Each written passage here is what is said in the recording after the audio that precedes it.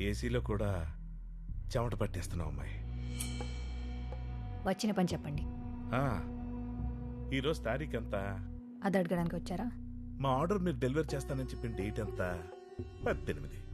ఇవాళ డేట్ ఎంత? 19. ఇప్పటిదాకా స్టాకు లేదు, లేట్ అయిద్దని ఫోన్ కాల్ లేదు. ఇలా అయితే ఎలా అమ్మాయి? Karthik, come to my cabin. వీళ్ళకి ఇంకా డెలివరీ ఇవ్వలేదా? ప్రొడక్షన్ డిలే అయింది మ్యామ్.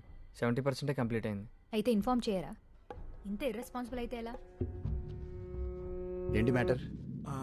ఓ పని చేద్దాం. పాత పద్ధతిలో నా దగ్గర రసాయనాలు కలిపిన కొన్ని ఎరువులు ఉన్నాయి. వాటిని కంపిస్తాను. నీ నాయి కలిపి మిక్సింగ్ చేసి ప్యాకేజింగ్ చేసావనుకో, ఇద్దరు కలిపి కుమ్మేసుకోవచ్చు. కల్తీ ప్రోడక్ట్స్ అమ్మాలనుకుంటే నేను ఈ బిజినెస్ చేయను. అబ్బో కోపం. మీ మేడం అగ్రిమెంట్ సరిగ్గా చదివినట్లేదు. అనుకున్న టయానికి సరుకు పంపించలేదనుకో, తీసుకున్న డబ్బులకి డబుల్ రేట్ తిరిగి ఇవ్వాల్సి వస్తుంది.